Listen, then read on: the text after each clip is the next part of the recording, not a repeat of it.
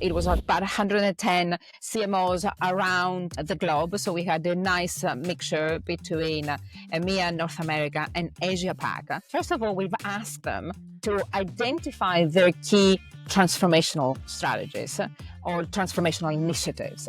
And we gave them a list of about 9 or 10. What came to the top is very much in line with the topic we are discussing today. It's enhancing that client centricity. Key account growth was the number one growth strategy at 67%, right? The majority of people are saying, that's where I'm going to go. Customer expansion, cross-selling and upselling and retention within my existing customer base at 63%.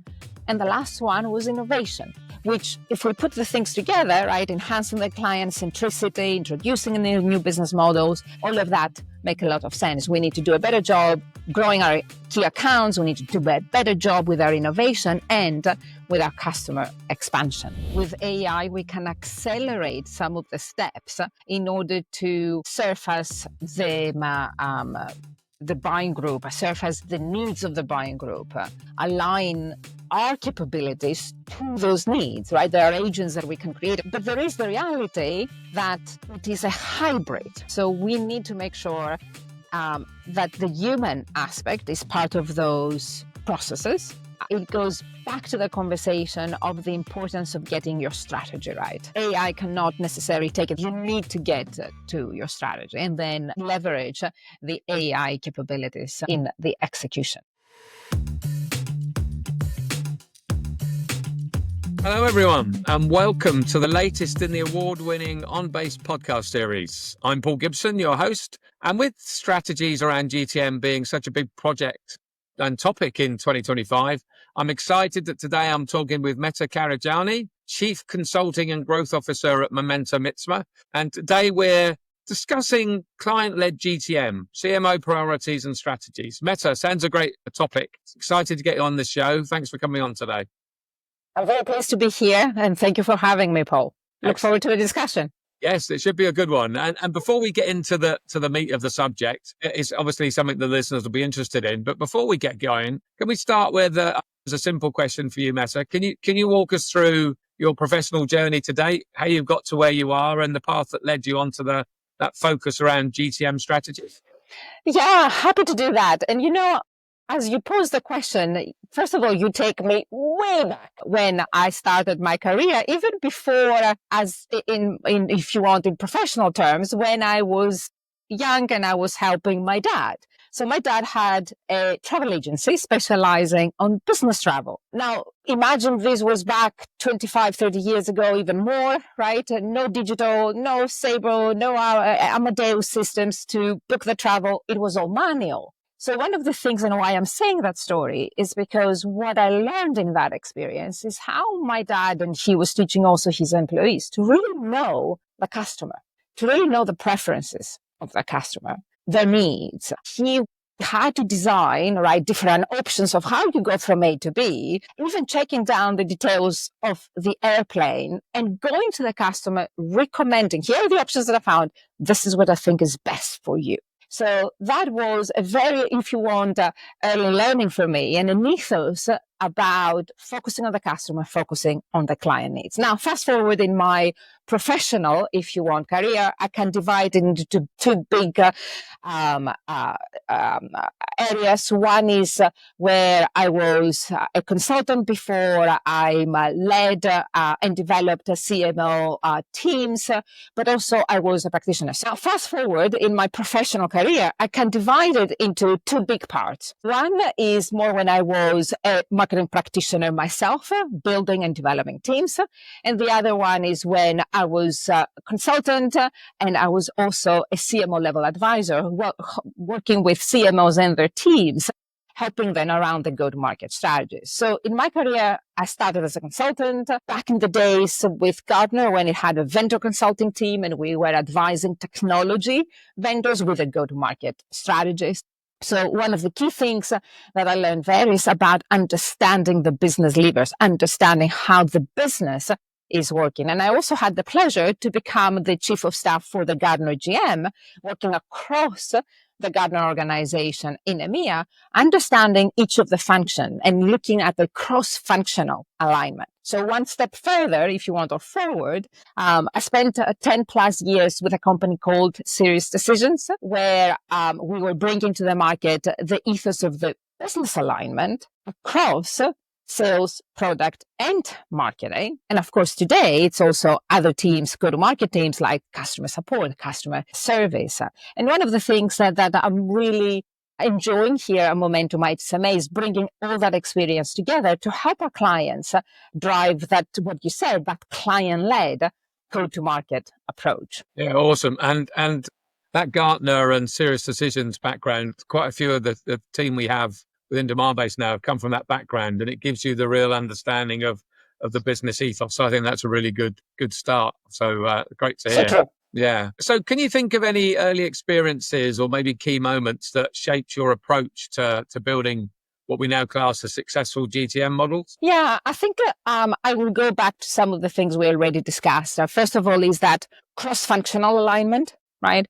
Easier said than done. But also, if you want, the alignment with a client needs. So if you will, we can put it in a simple 2x2, client needs on one axis, and then cross-functional alignment on the other axis. But really the magic is when you bring those two together, and it is easier said than done. But the reality, and I'm sure we're going to get into that discussion today, is that there is a need to create it, but also to sustain that alignment as the organization grows, as it starts to expand in different markets, in different buyers, so on and so forth, more portfolio, more propositions bringing into the market. Yeah, absolutely. And there's still that desire for instant results as people put strategies in place, which obviously we'd all like, but we have the reality is that this takes time, but get it right. And longer term, there's big benefits. So has your perspective on GTM strategy evolved and changed throughout your career?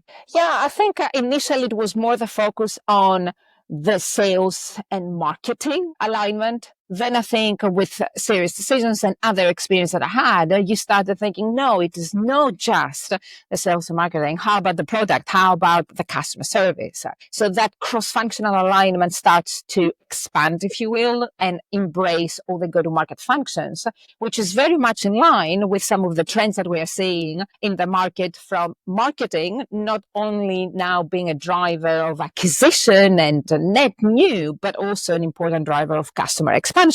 And their post-sales and customer service teams, customer success management teams are an important part of the equation.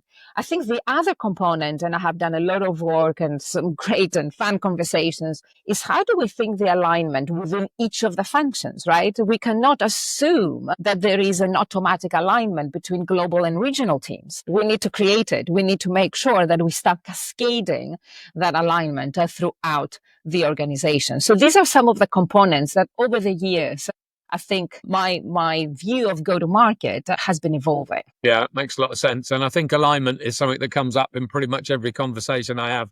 Often it's more, rather than the regional side of things, it's sales and marketing alignment. But if you don't get the alignment right and you've got people doing different things with different objectives and metrics for success, you're really going to struggle, whatever your strategy is, I think. Absolutely. So as we dig into the core topic for today, based on your experience, what would you say are the essential elements of a client-led GTM strategy? Yeah, and that's a great question. So let's start, if you want, from the top. One is an important agreement of what is our North Star, right? Where are we heading towards? And that North Star needs to be specified and agreed, and not necessarily living into high-level ambitions and aspirations. What is our market position? What is our desired market position in the market? Do we have a gap that we need to bridge between where we are today and where we want to go? And also, do we have a reputational gap that we need to bridge between where we want to go and where we are? How are we going to get to that aspirational number? Where the revenue is going to come from and be joined up in that view. And oftentimes the other thing that we don't do very in a disciplined way is what is our readiness, not within each of the functions, but as an organization to get to that North Star. So that's an important component. Get that North Star aligned across the leadership team, which of course is in line with the business strategy of the organization. Once that happens, then the next layer that needs to come in is that go-to-market alignment, right? Yes, we said we're going to go and to get to that revenue. Which segments, which markets, which clients, which personas are we going after? And make sure that all the tools in an alignment, right? Global, regional, sales, marketing, product, customer success, make those important, to have those important conversations and make some important trade-offs because the resources are not infinite and we all know that. So in that go-to-market, oftentimes I see a lot of fuzziness and a lot of assumptions. And oftentimes the other thing I'm seeing is we do segmentations, we do all this work, but then we don't deprioritize because that exercise is as important of what we're going to put in that bucket that we're going to go after, and equally important what we're not going to put there, where we're going to say no, because that has important implications for sales territory design, campaigns and content that we're going to build, all the downstream efforts that the different go-to-market functions need to take. And all of that guides, finally, if you want, the functional plan, where we're going to go and doing each of the functions. I mentioned a little bit, oftentimes what I see in the work that I do with clients is not having the discipline of aligning on the North Star and translating aspirations into concrete, if you want, executive agreement and decisions. And then we don't cascade that alignment down. So in the goals, in the ways we work, oftentimes you may see the classical example, marketing is creating leads and opportunities, pass them on to sales, but they're not accepted. And when you start, you see this through the lens of an opportunity management process. But when you start digging into it, oftentimes it's a go-to-market issue. People have not agreed on these foundational principles of where we go and where we are not going to go. Yeah, it makes a lot of sense. And actually, we live and die by OKRs as a business. Mm-hmm. We've recently gone round our latest round of OKRs, and it's interesting, similar concept, right? We have those North Stars, as you say. These are the 4 key areas that matter to the business, and we have to achieve these things, and everything else cascades down to other departments, dependencies, actions, activities, with the sole goal of rolling that up the overall North Star, and it gets everyone in the business aligned and understanding what they do and why they're doing that. Yeah.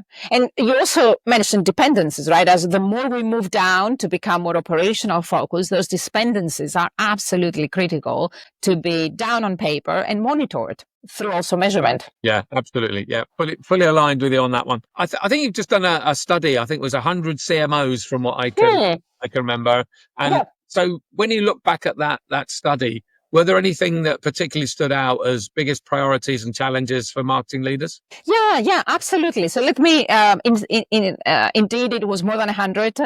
It was about 110 CMOs around the globe. So we had a nice mixture between EMEA, North America, and Asia Pac.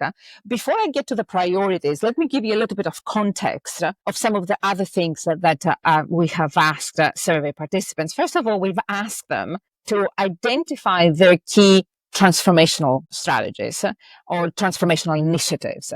And we gave them a list of about 9 or 10. What came to the top is very much in line with the topic we are discussing today. It's enhancing that client centricity. But for me, and the question was asked in that way, across the go-to-market functions. It is that continuous evolution and driving and infusing that client centricity, not within marketing alone, if you will, or within sales, but it is that combination of sales, marketing, product, customer service, so across the go-to-market engine. The second transformational initiative is around finding new business models or introducing new business models, new ways of value and revenue creation. And the third one was to verticalize our go-to-market approach. Now, for me, if I look at those 3, they all require client centricity, right? You cannot be introducing new business value models if you don't understand the needs of your clients. You cannot be verticalizing your go-to-market approach if, again, you don't have a clear understanding of client centricity. So that was interesting, right, to see. Then we started asking them, what are the different growth levers that you're going to pull in order to achieve your aspirations and business objectives? Again, we gave them a range of about 8 different choices. The threads that I'm seeing there is a rebalancing between net new acquisition or net new sources of growth. We are targeting new markets. We're getting into new geographies. We are focused on net new logo acquisition. To more, what came to the top, key account growth was the number one growth strategy at 67%, right? The majority of people are saying, that's where I'm going to go. Customer expansion, cross-selling and upselling and retention within my existing customer base at 63%. And the last one was innovation, which if we put the things together, right, enhancing the client centricity, introducing new business models, all of that make a lot of sense. We need to do a better job growing our key accounts. We need to do a better job with our innovation and with our customer expansion. Does that make sense, Paul? Absolutely. And it's interesting, actually, because I would say the majority of our customers, of course, Demand-Base is a tool that can help find new clients, etc. But at least 50% of the use cases, probably more than that, is existing customers. How do we ensure, firstly, that we renew them? Secondly, that we grow them and get the most value out of them. And that lifetime value is something that we hear a lot. So, yeah, I think it makes sense, right? It's getting harder and harder to win those new deals and more expensive. So if you've taken the time to win a customer, you've got to make sure it's a good fit customer. We have lots of Absolutely. people who talk to us about, I've got a poor quality pipeline, so when I close deals, I can't retain them. That's important. But once you've got that customer, you've got to make sure you're giving them the value and everything that you want to make sure. As the business models evolve, right? We are moving to a different world of consumption of products and services. So that post-sale is becoming increasingly more important, which then has implications about the role of the CMO, the role of the marketing function itself. Yeah, and we're hearing that renewal rates is becoming more and more a key metric in the revenue side of most businesses. Yeah, absolutely. We tend here at Momentum ITSMA, we talk about the 5 R's, if you will. So it is about revenue. It is about reputation. It's about relationships. It's about retention, right? And then the final R for me is going right back to the discussion we had around dependencies and alignment, readiness. We are saying we're going to do certain things. Are we ready? Do we have the data? Do we have the processes? Do we have the skills? Do we have the right interlocks to be able to execute and achieve our objective? Yeah, absolutely. All very relevant points, I think. So we're talking about driving growth and maybe shaping the impactful GTM strategies in businesses. Do you see the role of the CMOs changing in this at all? Yeah, I do. And I think it is fascinating. For me, first of all, I've always loved bringing B2B. And I think there's a lot of opportunity in B2B marketing. Let me refer to, again, some of the results that we had from the CMO study, because one of the questions we asked is where the CMO is reporting today. So 11%, if I remember well, yes, 11% of CMOs said we are reporting into the CRO. Now, if I think about it, maybe 3-4 years ago, we had a lot of hype around the chief revenue officer. So maybe that hype is dying down, right?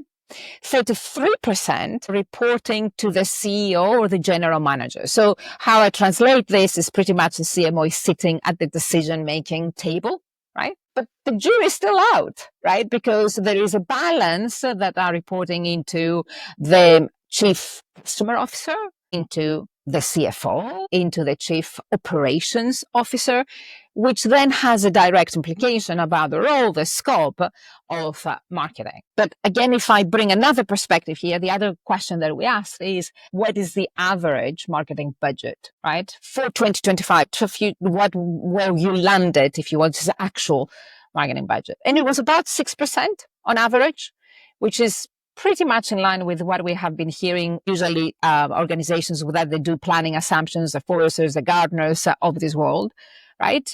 Back then it was about 8% for 2025. So 6% actual marketing budgets for 2025. But what was interesting for me as we started digging into the data, because we have the ability to separate the survey participants into what we call high growth organizations. They are growing more than 6% on revenue year on year. And then the kind of flat or declining, actually, growth. What was interesting for me there, Paul, is that organizations that are the high growth invest more in marketing. And the difference was quite substantial, about 35% more in marketing. So if I bring all that together, right, it starts to speak to an opportunity for the B2B CMO to be at the decision-making table, to be helping the organization to define and shape the growth strategies, not only where we're going to go this year, but longer term, right? Provide that longer term perspective and balance a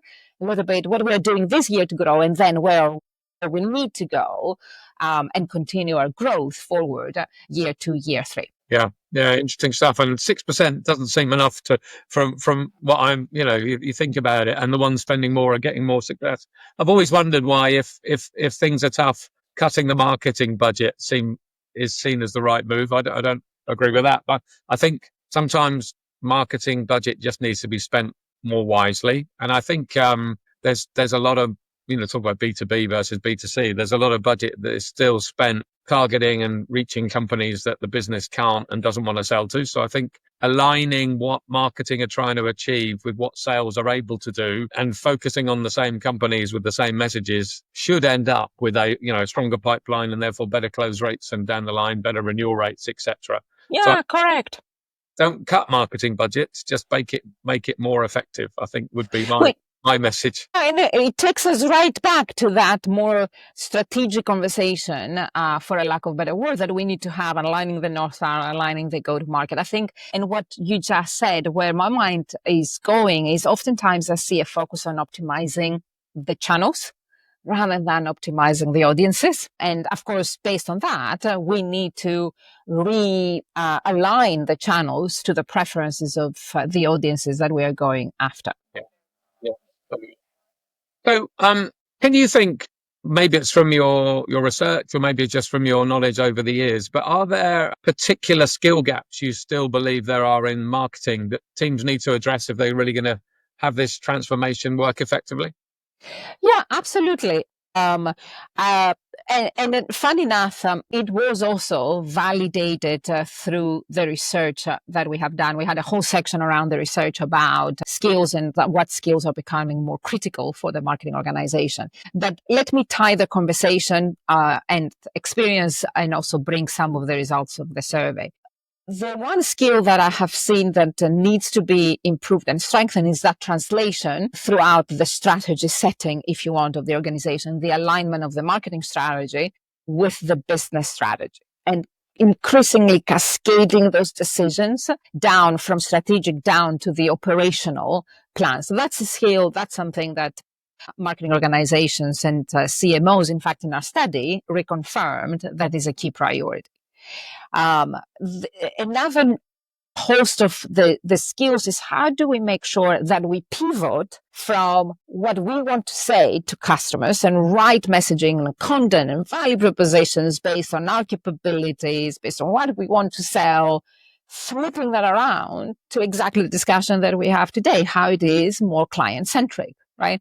We don't start with a product with the features, we start with the outcomes, with the needs of the customer. So driving that centricity on messaging content is another area. Now, of course, in order to be able to do that, you need to have the client knowledge, right? So think about market and competitive insights, think about buyer journey mapping, think about buyer insights, all of these things, again, validated also from a study. Now, if I take that a little bit further down, a key area that I have seen many organizations struggling is bringing all that go-to-market decisions downstream in a connected way.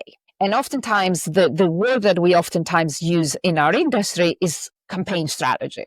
But for me, a campaign strategy is not a demand program. That's a little bit different. A campaign strategy, if you will, is the big canvas of we're going against this audience. here are our revenue and objectives. But in order to get to those revenue objectives, we have reputational objectives, we have demand creation objectives, customer engagement objectives, and of course, the internal enablement of all these parts and functions within the organization. And will come together with the programs inside that canvas to be able to execute. So that, I call it go-to-market campaign orchestration, is oftentimes really a critical gap within the organization. We start with demand programs, with brand and reputation programs, with customer expansion programs, but what is the connecting tissue? And how do we think about a traffic, or if you want a traffic control, to ensure that this hit the customer in a way that creates an experience that is consistent, rather than, I want to talk to you about product A today, and I'm going to hit you with that, and product B tomorrow, and I'm going to hit you with that. That whole orchestration is oftentimes a critical gap. And then as we go down, again, based on the growth strategy going after key accounts, we are seeing a lot of emphasis and focus on developing those skills within marketers to think about key accounts.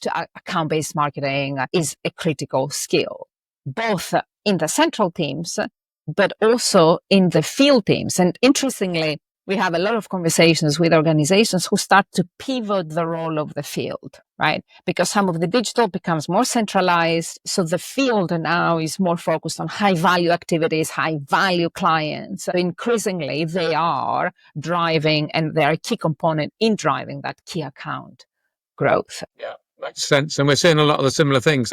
Going back to your comment around the buyer journey, I think that is undervalued so much by organizations, because if you see someone out there and you're getting really good intent signals that says that's a company's in market, that's great.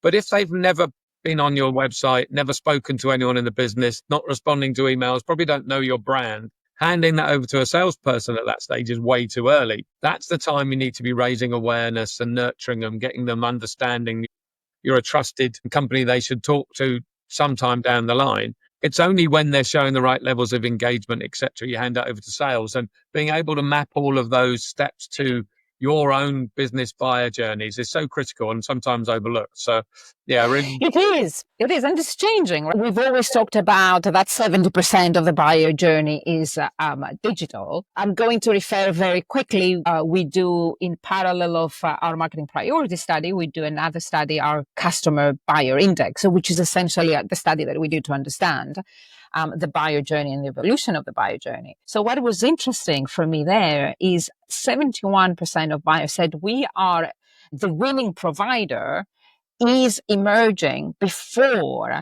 shortlisting suppliers, excuse me. Let's think what that means, right? It means that I have gone out, I have done my research, I have spoken to others, I have formulated opinions about the capabilities of the different suppliers. I haven't yet necessarily engaged face to face. But even further, have actually started to make buying decisions, say this is the winning provider versus someone else. So that 70% for me starts to evolve from just research to actually moving to a buying decision without interacting necessarily always face to face. I'm interacting with other ways, and I'm engaging with the content, with your expertise, with what you're putting out as thought leadership throughout my buyer journey and early on. Yeah, absolutely. And I think a lot of it sort of really came to a front when COVID happened and there were no trade shows, no field-to-field field events, no face-to-face marketing. The only way you could find the information you wanted was online. And now people are digitally savvy, and that's the way most people work. I was at a dinner last week, actually it was earlier this week, at the Gartner event, and someone was saying that if they can avoid speaking to the vendor at all, they will. But if we sit there and wait for someone to come to our website and they don't even know who we are, we've lost that opportunity. And to your point, we'll never even get in the running. So I think it brings all the intent and all that to the fore. You need to be able to identify and get in front of these companies. If you just sit and wait for them to come to you, the chances are they won't. So yeah, that's really a useful insight. Yeah. And it is important to also use some of that data to put together the buying group, right? Because as we all know, it is no longer an individual. It has probably never been an individual in B2B buying. It's just that we have the technology and the ability to connect the dots and understand the dynamics of the decision-making unit or the buying group, whatever name we want to give it. Yeah, no, absolutely. And buying groups is one of those topics that, again, is coming up more and more. You're working, trying to get into a big enterprise. Just because one person in that business has maybe come to your website and filled out a form, that's not enough. You need to have, that true 360-degree view of all those buying group members. Yeah. So yeah, that's a whole different subject. I'm going to have to get you. It is a whole different subject. And in fact, recently I heard the new terminology of the buying network. Yeah. Right. I think we will set up another session, Meta, you and I, and we'll absolutely, we'll do that all around the buying group. But just going back to stay on topic to a little bit. Yeah. We've already talked about alignment and collaboration is so critical in these GTM strategies. Have you got any advice how CMOs can effectively get that alignment with their teams and stakeholders to make sure that their focus is definitely client-based? Yeah, great question. I think the first thing that is important to do is take the emotion out of the conversation. And we do that by bringing the data in. Right? It could be data in terms of performance. It could be data in terms of where the gaps are in the experience that we are delivering with our target audience.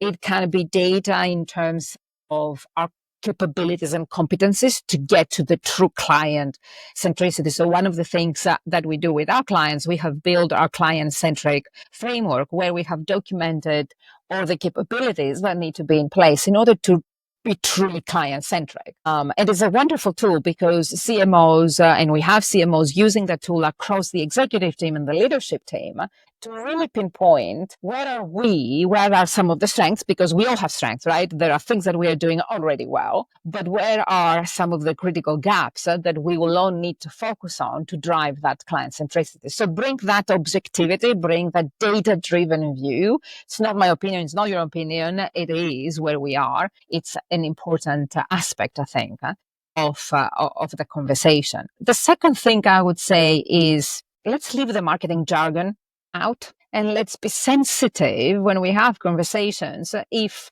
we have a down quarter, marketing cannot go in and have a conversation. We've been great. We have delivered all that. So these things. We need to be very sensitive about where we are, again, as a GTM organization, and not go in with the marketing jargon. Yeah.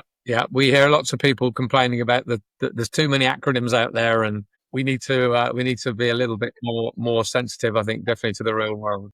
And the last, which is for us to be those change agents and catalysts of driving that client centricity, bringing the client back into the center of the conversation, right? Through either qualitative or quantitatively put the customer back in the decision making. Why are we doing this? What is the impact that we're going to deliver to the customer if we go down that path? Yeah, makes a lot of sense. And I'm sure there's lots of listeners on the call today who will be thinking, yeah, this is something I would like to implement. I want that client-led GTM strategy. I want to drive the growth that we need. Can you mention maybe some actionable steps you think they should take to get going today? Yeah, I think the first one is diagnose where you are, because you cannot fix everything at one time. So diagnosing where you are is critical. Second is find the pockets where you already have some successes and bringing them to the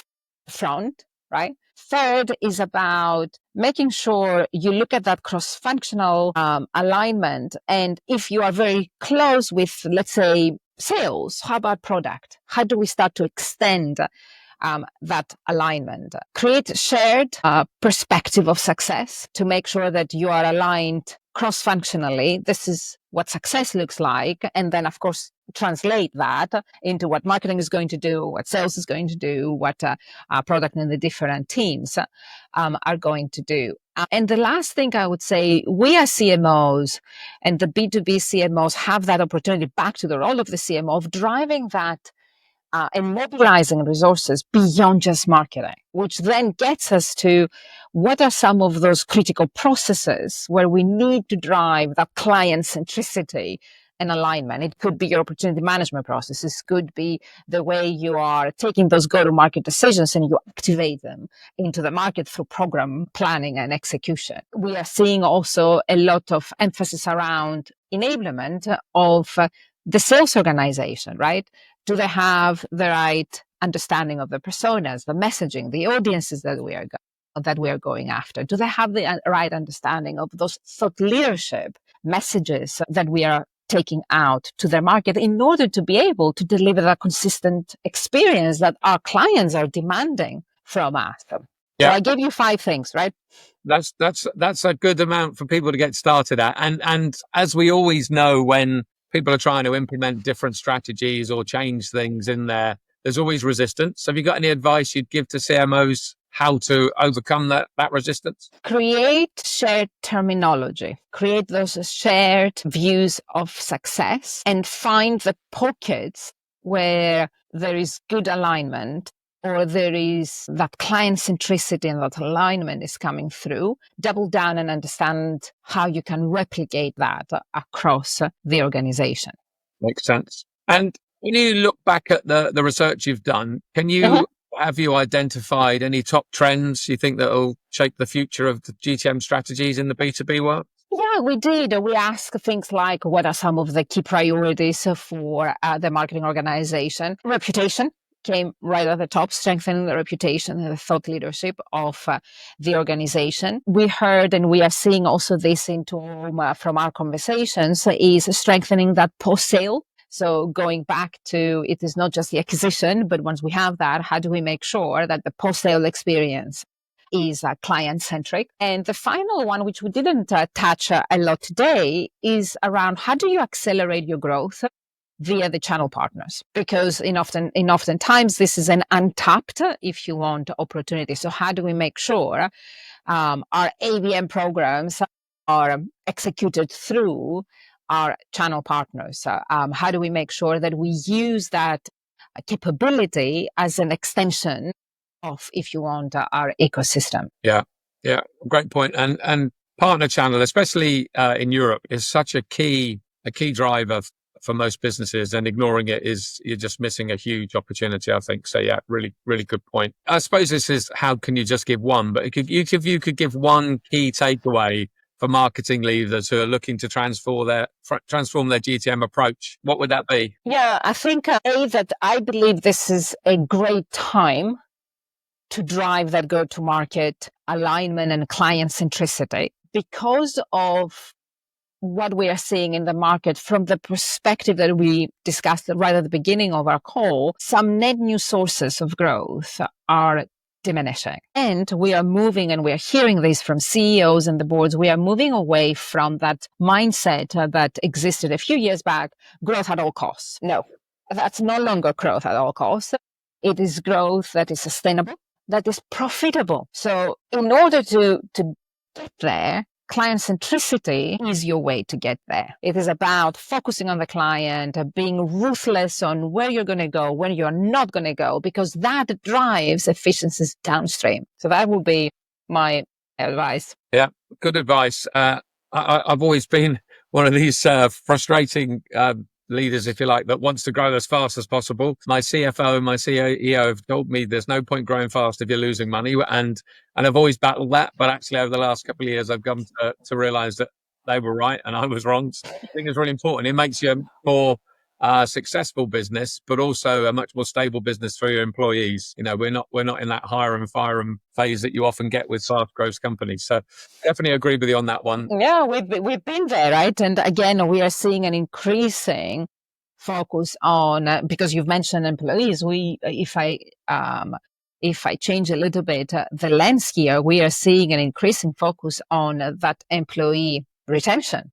It's really important. You take the time and effort to train someone to work in the way you want them to work. You've got to look after them, and as I say, that stable environment is a key part of ensuring it's part of that. Quality people. Yeah, this is really interesting. I just want to slightly change the topic, because I can't let you go without at least mentioning AI, because that is top of everyone's mind. Can you think of a particular area where you think AI is going to change the account-based GTM as we go forward? Yeah, a couple of things. We have done a lot of work on AI. We continue to do a lot of work on AI with our clients. So obviously, with AI, we can accelerate some of the steps in order to surface the buying group, surface the needs of the buying group, align our capabilities to those needs, right? There are agents that we can create, and we are creating and using with our clients to help them do that faster. And then, of course, then you get into a value proposition creation and a content creation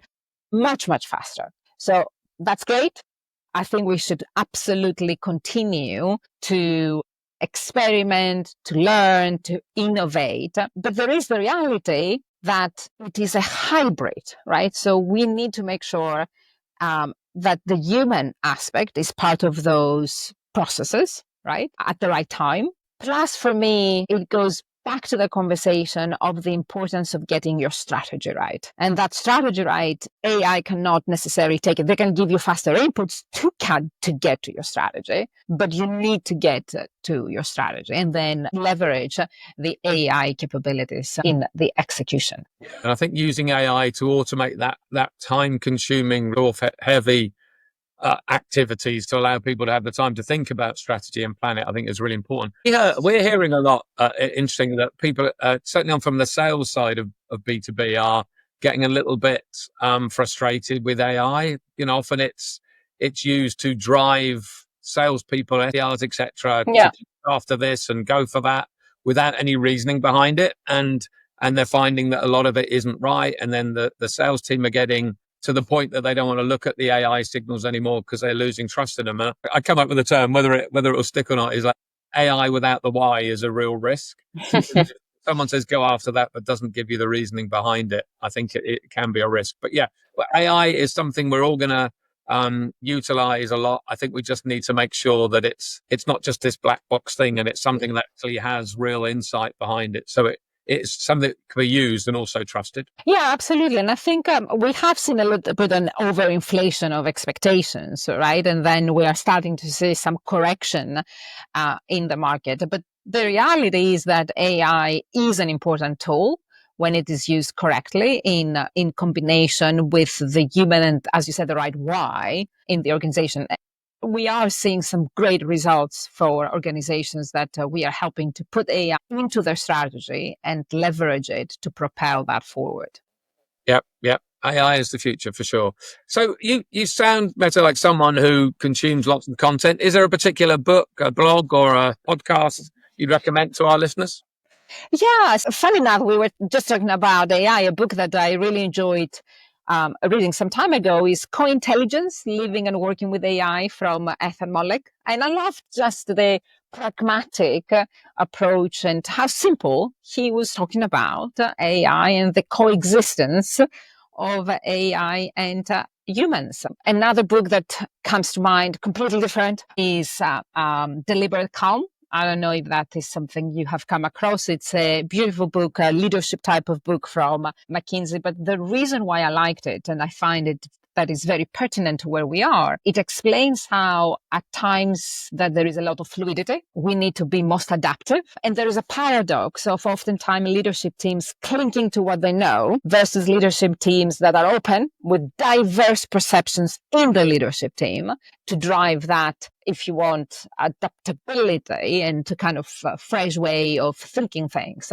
within the organization. So I really enjoyed reading that book. I'll have to look out both of those, I think. You've been an awesome guest, Meta, so this is a bit of a cheeky ask, but could you share the names of anyone inspirational you think we should also bring to the show? Yeah, absolutely. One person that comes to mind for me, because ultimately when we talk about client centricity, when we talk about how our market is changing so fast, that has important implications of change and how do we deal with change. So one person that I really follow, you talked about podcasts, you talked about a number of things, is an individual called Elise Finn. She's the co-founder of Nguzi Change. She's specializing on how we are enabling our middle managers to embrace the change, because oftentimes that's where the change becomes hard. And that's where change initiatives oftentimes fail down, right? Are not successful. And I love Elise because she also comes from the B2B CMO perspective. She used to be a B2B CMO, and then she decided to change careers and bring her experience with the change in organizations. So I'm sure you will have a fascinating conversation with Elise. Yeah, we'll definitely try and get her on. And thank you for that recommendation. Look out for it. We'll let you know when we get her booked in. This has been a really informative chat, Meta, and I'm sure many of the listeners will probably have follow-up questions. If so, is there a best way they can get in touch with you? Yeah, absolutely. I'm happy to share my LinkedIn, right, via LinkedIn, or my email address at Momentum ITSMA is Meta, META, Karagianni, my surname, at momentumitsma.com. So I look forward to continue the discussion either in another podcast or outside of the podcast. Absolutely. This has been a great session, Meta, and I actually think we only scratched the surface. I think we opened 3 or 4 cans of worms that we could dig into more. So I almost certainly think we'll get you back on. But for now, I just wanted to thank you for your time. It's been a really fun session. Thanks everyone who was listening. I hope you enjoyed this episode. And as I always say, don't forget there's about 520 other episodes. Check out some of those as well. I look forward to hearing and speaking to you all again soon. And in the meantime, thanks very much and cheerio. Thank you, Paul.